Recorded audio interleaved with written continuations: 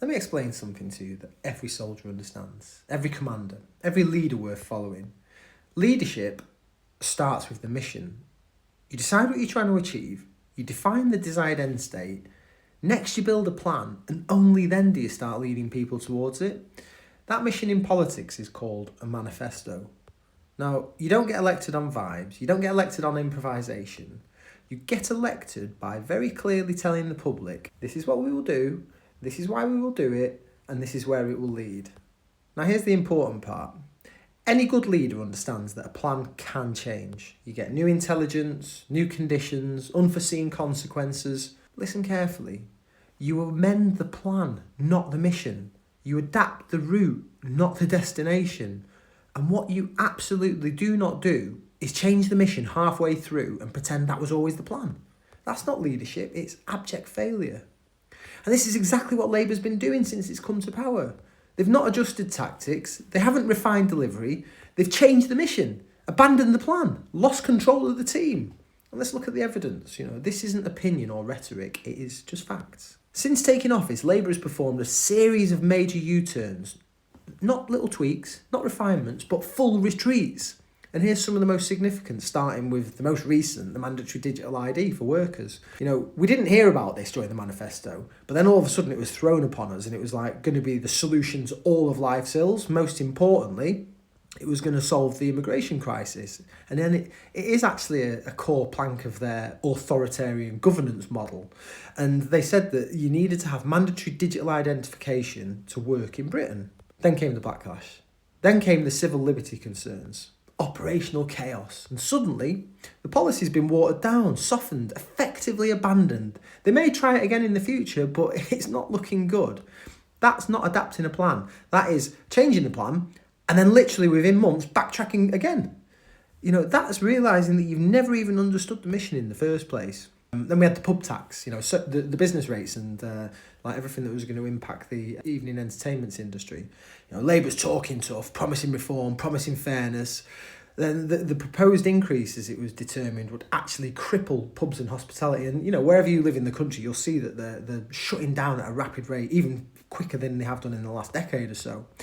But this time, the reaction's been immediate. There's been public outrage and industrial revolt across the whole of the publican industry. So again, they've reversed course, reinstated the relief and backed away quietly. No foresight, no leadership, just like an impulse reaction, knee-jerk. I think right at the beginning of their tenure, it was the winter fuel payments for the pensioners. First of all, they restricted the eligibility, whilst at the same time in the media, they're just throwing money left, right and centre at these hotels, etc. They're trying to say that the cuts are justified, sacrifices are demanded, but then again came the anger from the public. This was not acceptable. In no way was this something that the public were going to go for. Absolutely destroyed them, right at the beginning of their, potential sort of 8 years of governance. U-turn. Payments reinstated. Then they talked about, cutting welfare and the universal credit claimants and PIP claimants and stuff. There was massive, strong language about this. We've got hard choices. We need to save money. We're a responsible government. Then once they got into power, they had a massive backbench rebellion. There was public pressure and the plans were dropped. Reforms are softened. And, there was absolute silence from number 10 where conviction should have been. This isn't compassion. It's lack of backbone. Tractor tax. There was an inheritance tax relief for the farmers and it was targeted by Labour because they thought it would save them some money. But then the countryside spoke out. Massive protests, the tractors in London, huge warnings. You had Jeremy Clarkson getting involved. And then all of a sudden the thresholds are raised and the policy is diluted. Again, it's just like they didn't think about it. There's no preparation, there's no understanding of the consequences or how we would react. 2-child benefit cap. We had conflicting signals and the public disagreement inside the party. There was confusion in policy direction. First they were leaning one way, then they leant the other. And when a government cannot speak with one voice on children and poverty, it's not leading, it's just floundering, it's stuck in the mud, lost. Again, really significant one. National inquiry into the grooming gangs. And this one does matter. Not that the others don't, but initially there was huge resistance from the Labour Party, and I think we know why. Please let me know your thoughts in the comments. But There was dismissal of calls for a national statutory inquiry, which would have demanded that, people came to give evidence. But then the overall pressure from the public became impossible to ignore, because everyone's like, what is this? How's this happened? How many towns has this happened in?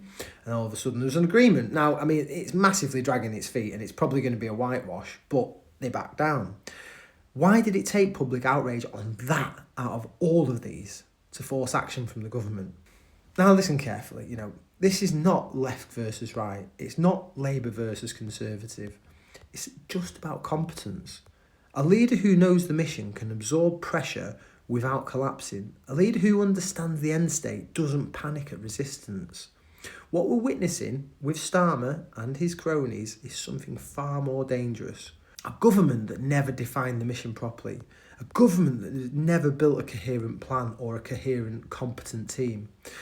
And the government now that just reacts instead of leads. This is what happens when power is won without purpose. So we have to thank the Conservatives for that, for what they did for 14 years, which literally gave the win to Labour.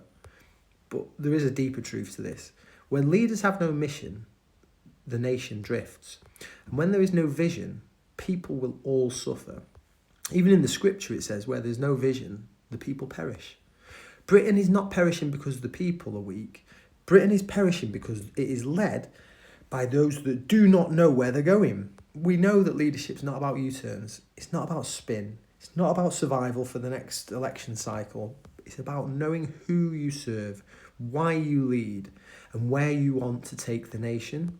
Until we demand leaders who understand the mission, we will keep getting governments that change direction every time the wind blows. And that is why the nation is asleep.